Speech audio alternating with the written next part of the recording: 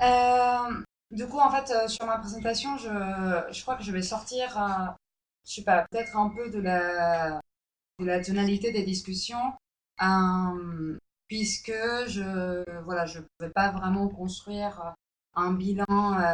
de la situation vénézuélienne détaillé. Euh, En fait, si vous voulez, en réfléchissant du coup sur ce que je voulais dire aujourd'hui et sur quoi discuter, en vrai, voilà, je me suis beaucoup demandé sur la pertinence de faire ce qu'à mon avis serait un énième bilan ou résumé de la crise économique et politique vénézuélienne, dont les dramatiques effets on commence en fait assez malheureusement à connaître. Déjà parce que le sujet crise vénézuélienne, à mon avis, et bon, désolé si je me trompe, mais c'est un peu ce qu'il me semble voir, est beaucoup traité déjà dans les médias dominants assez régulièrement. On le voit tout récemment dans le journal Le Monde. Il y a un article qui est sorti le 4 octobre sur la violence policière, voilà. Ou encore, juste hier soir, il y avait le rendu d'un prix, le prix Bayeux Calvados Normandie des correspondants de guerre, où en fait des journalistes français étaient voilà, prissés de fait de leur couverture de la crise vénézuélienne. Donc c'est quand même particulier puisque bon, c'est un prix pour des journalistes de guerre et de fait ça se donne aussi vis-à-vis d'une couverture de ce qui se passe au Venezuela. Bon. Mais de la même manière, en fait, bon, et Franck est parti, mais le fait est que les médias alternatifs en parlent aussi, et nos médias proches finissent par le faire, à mon avis, de manière régulière et importante. Et donc, je pense à Franck parce que donc, le site Contretemps Web, dont il fait partie des éditeurs, a récemment publié de quoi un article de Mila Ivanovic qui essaye de théoriser sur la crise vénézuélienne, sur les enjeux internes et internationaux. Donc voilà. Donc en fait, si vous voulez, pour ne pas faire cet énième bilan, ce que je voulais faire ici, c'est plutôt réfléchir donc à la situation vénézuélienne par un autre biais, et notamment par une conversation qui commence aussi à se faire régulièrement, celle de déplacement des Vénézuéliens et des Vénézuéliennes et de leur parcours migratoire. Et bon, c'est important d'avoir cette conversation déjà par des chiffres. En fait, si vous voulez, c'est calculé qu'il y a 10% de la population vénézuélienne, donc approximativement 4 millions de personnes qui se trouvent en situation de migration, donc moi-même. Bien sûr, ces 4 millions de personnes ont des parcours extrêmement divers entre eux, qui dépendent déjà de la situation sociale d'origine de cette population d'un pays, mais aussi, bien sûr, des territoires, des pays dans lesquels ils se rendent. Mais tout de même, toute cette diversité des parcours sociaux, politiques et autres ont quelques points en commun, et notamment le fait que ces parcours sont de manière ou d'une autre réunis par des difficultés, par des aspects en fait très pratiques et notamment des difficultés liées donc à la politique vénézuélienne et à ses configurations à l'échelle internationale. Et pour comprendre ça, en fait, il faut déjà prendre en perspective le fait que, en principe, dans le monde contemporain, seulement les États, et notamment les États reconnus dans le système politique international, sont en capacité d'attester de manière légale de l'identité des ressortissants de ces États. Et avec bien sûr des exceptions, c'est-à-dire les statuts des réfugiés et des apatrides, ce qui d'ailleurs n'est pas sans lien avec la situation vénézuélienne. Et donc c'est notamment grâce aux documents d'identification produits par des États, que les États donc fournissent à leurs ressortissants, que ces personnes-là peuvent ou pas circuler d'un territoire à un autre ou encore obtenir des statuts légaux et protecteurs dans les États dans lesquels ils se rendent. Et pour la question vénézuélienne, et notamment pour les déplacés vénézuéliens, du coup, cette réalité, la liaison importante entre l'État et l'identification, est finalement une source des problèmes extrêmement lourds de sens pour leur devenir. Parce que, en effet, ce que je propose ici comme réflexion, c'est que, en fait, bien sûr, il y a un Venezuela, le Venezuela de territoire national, mais il existe aujourd'hui des Venezuela autres qui se construisent en fait en dehors de ce territoire national et dont le devenir est de fait extrêmement lié politiquement, socialement, économiquement.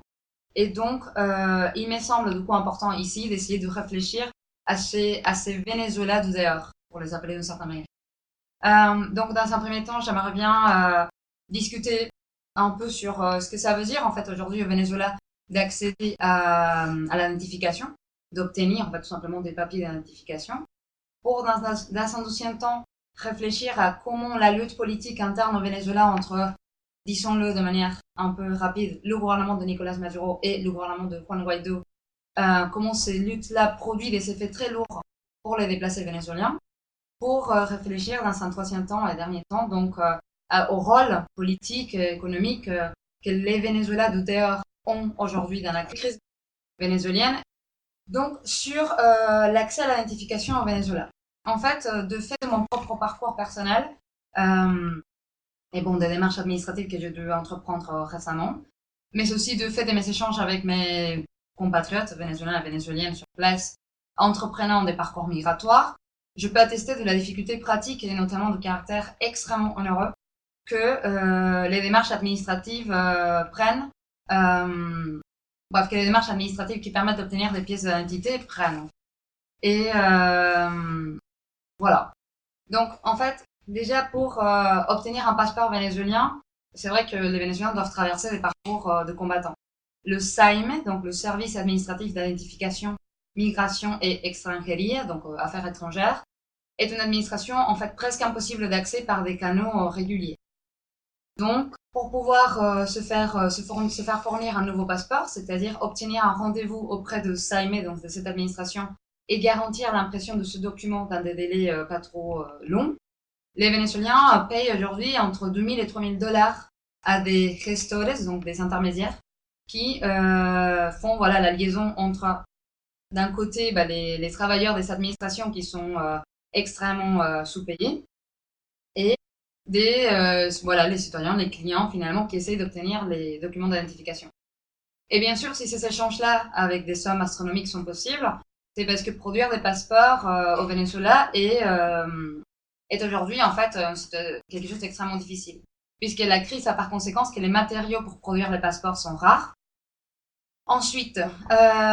les administrations sont tenues par des travailleurs d'administration qui sont soumis à des salaires extrêmement maigres, qui ne peuvent pas vivre de ces salaires de fait des politiques de gouvernement Maduro. Et en plus, et d'autres nombreuses variables, je ne prétends pas discuter ici, et dans une situation dans laquelle de plus en plus les citoyens cherchent à obtenir ces documents-là, et donc avec l'objectif d'éventuellement construire des parcours migratoires convenables, en tout cas plus convenables que les parcours migratoires des non-concitoyens qui parfois partent sans papier sur des routes migratoires en Amérique latine avec à vivre des situations extrêmement complexes. La situation vis-à-vis du passeport, en fait, se répète sur multiples d'autres documents, notamment des documents qui sont demandés pour construire des séjours légaux à l'étranger, donc comme les casiers judiciaires, les certificats de célibat pour ceux qui veulent se marier, ou encore les actes de naissance, ou encore pour ceux qui souhaitent essayer de pratiquer leur profession ou leur métier de manière formelle, puisque en fait, en effet, il devient aussi difficile d'obtenir des diplômes, des copies de diplômes officiels ou encore des certificats d'expérience professionnelle, etc. Notamment parce que ces documents, pour qu'ils soient validés à l'étranger, en fait, il faut qu'ils soient d'abord qu'ils sortent avec des signatures certifiées, avec des apostiches de la Haye, et parfois ils doivent être tamponnés, donc certifiés aussi par les ambassades des pays auxquels les Vénézuéliens vont. Donc en fait, les ambassades des pays dans lesquels ces documents vont être utilisés. Donc faire tout ça finit par être extrêmement cher. Et personnellement, voilà, moi qui a eu besoin de faire arriver en France un certificat de célibat et un acte de naissance, je viens de dépenser à peu près 1000 euros dans ce processus en 6 mois. 1000. Oui. Pire encore, toutes ces démarches, en fait, on doit les penser aussi en perspective, puisqu'elles sont les démarches mises en place par ceux et celles, comme moi, qui ont la capacité sociale et économique de les mettre en place. Puisqu'en effet, à contrario, il y a énormément de populations qui sont hautement précarisées et qui, pour le coup, font des départs migratoires beaucoup plus hasardeux et dans des situations de beaucoup moins de légalité, et donc qui se retrouvent à vivre des conséquences très dures. Réflexion qui m'amène à ma deuxième partie sur la lutte politique entre Maduro et Guaido, et donc ses effets vis-à-vis des déplacés vénézuéliens. Car, en effet, la situation migratoire des déplacés vénézuéliens dépend nécessairement de la politique internationale de ce pays. Et notamment, et cette politique internationale dépend, elle aussi, de la situation politique interne au Venezuela. Et donc, en effet, si on pense que depuis le 23 janvier de cette année, et après la prise de pouvoir, je mets ça entre guillemets, de Juan Guaido en tant que président d'intérim de Venezuela, le fait est que le pays est débattu entre deux forces politiques qui sont différemment soutenues à l'échelle internationale et qui ont du coup des capacités d'action différentes, mais concrètes, et qui ont du coup des conséquences lourdes pour les ressortissants du pays. Et donc, à ces propos, on peut penser, par exemple, à la prise en main des ambassades vénézuéliennes aux États-Unis par les représentants de Juan Guaido, qui sont soutenus donc par le gouvernement de Trump. Et en fait, le fait est que, bon, on connaît très bien les effets que tout ça a vis-à-vis de la dette financière vénézuélienne et de la gestion du coup de Citgo, la filiale de l'entreprise pétrolière vénézuélienne aux États-Unis. Mais en plus de ces questions-là, le fait est que la prise en main de ces ambassades installe de facto une rupture entre ces ambassades et Caracas, et notamment du coup avec le ministère des Affaires étrangères. Donc par conséquent, la liaison qui permet qui permettait à l'époque à ces ambassades de garantir une certaine protection aux ressortissants vénézuéliens aux États-Unis en leur permettant d'accéder du coup à des passeports, mais aussi à d'autres multiples documents nécessaires à faire une vie légale aux États-Unis, cette liaison-là n'est plus garantie. Et par conséquent, les Vénézuéliens des États-Unis n'ont pas recours que de se diriger vers les ambassades vénézuéliennes au Canada, dont les effectifs ont été largement réduits. Et la seule ville maintenant qui permet d'avoir une liaison, c'est la ville d'Ottawa. Alors qu'à une époque, en fait, il y avait plusieurs villes du Canada qui avaient une représentation vénézuélienne. Bon. Mais plus encore, il faut penser aussi, bien sûr, à la relation de soutien que certains pays de l'Amérique latine ont vers Juan Guaido. Et bien sûr, en fait, si à un certain moment, ces soutiens-là a créé des premières politiques un peu de solidarité, d'ouverture des frontières vis-à-vis des migrants vénézuéliens, ces politiques-là se sont très très vite traduites dans des politiques plutôt de restriction de circulation et de séjour des ressortissants vénézuéliens, en y installant notamment des exigences de visa qui n'existaient pas auparavant pour les ressortissants vénézuéliens dans ces pays-là de l'Amérique latine. Bien sûr, ce qui demande de construire des dossiers très compliqués, bref, tout ce que je vous ai dit il y a quelques minutes. Et donc, par un malheureux hasard, pas si hasardeux en fait, de l'histoire, les pays qui sont les pays de la route migratoire des Vénézuéliens, sont les mêmes pays qui soutiennent Juan Guaido, et donc, par conséquent, sont des pays aussi qui ont une politique spécifique vis-à-vis des Vénézuéliens, et notamment une politique selon laquelle l'installation de ces Vénézuéliens ne devrait que être transitoire, puisque pour ces pays, leur soutien de Juan Guaido devrait amener à que les populations vénézuéliennes retournent à nouveau, à un moment donné, à la terre promise, une fois que Juan Guaido aura gagné la querelle politique. Voilà. Ce qui a par conséquent, ça c'est du coup un peu plus important, le fait que, bon, c'est vrai qu'il s'agit des pays qui, entre guillemets, historiquement, n'avaient pas forcément des expériences migratoires importantes. Et bon, ça aussi, c'est à mettre en discussion. Mais de fait, la mobilité des populations vénézuéliennes est du coup finalement traitée par le biais de l'urgence humanitaire, ce qui est représenté par des cas comme en Colombie ou sur la frontière colombienne avec le Venezuela, on finit par construire des camps de réfugiés en fait. On installe du coup des Vénézuéliens dans des situations de camps. Et non pas, donc en fait c'est traité du coup plutôt par le biais de l'urgence humanitaire et non pas par des politiques éventuellement migratoires avec des visions à long terme qui permettraient en fait de chercher des situations plus stables pour ces populations, qui par ailleurs serait certainement plus logique si on pense au fait que, bref, en fait, de partout dans le monde, les parcours migratoires sont des parcours beaucoup plus longs de ce que les pays d'accueil le souhaitent en général. Et bien sûr, une autre chose aussi importante, c'est à penser que toutes ces situations, en fait, du coup, de querelles politiques et de comment elles sont reconnues à l'échelle internationale, peut construire des situations de fragilité comme celle du coup des Vénézuéliens d'Europe, dans lesquelles du coup je me reconnais, où en fait, si les ambassades vénézuéliennes en Europe ne sont pas fermées, le fait est qu'on n'est jamais à l'abri d'une situation semblable à ce qui s'est passé aux États-Unis, de fait de la rapide reconnaissance des gouvernements de l'Europe à Juan Guaido. Après, bon, ici, il n'y a pas forcément des gens en train de prendre en otage les ambassades, mais bon, de fait, il y a une reconnaissance faite de Juan Guaido, et du coup, voilà, des conséquences pourraient exister. Mais en plus de ça, les ambassades sont toujours là, mais elles sont toujours là dans une situation de coup de tension, de fait, avec les gouvernements européens. Et du coup, ça veut dire que à la moindre tension, on pourrait éventuellement se retrouver dans des situations de perte d'ambassadeurs ou de rupture de relations de cordialité, etc., qui, bref, pourraient avoir des lourdes conséquences. Et si on pense juste au rôle de passeport, en effet, quand il n'y a pas de passeport, il n'y a pas de titre de séjour, il n'y a pas de titre de séjour, il n'y a pas de travail. Pas de travail, il y a des situations de précarité. Et ces situations de précarité des Vénézuéliens de l'étranger reproduisent des situations de précarité sur place, puisqu'en effet, aujourd'hui, beaucoup de l'économie qui reste en fait dans le pays est nourrie des revenus qui sont fournis par les Vénézuéliens de l'étranger à la population vénézuélienne. Et donc, bref, ça fait des cercles vicieux que de toute façon on connaît dans d'autres situations d'exil dans d'autres pays, quoi. Ce qui m'amène donc à mon dernier point sur ces Vénézuéliens de dehors et leur rôle dans la situation de crise politique et économique du pays. Et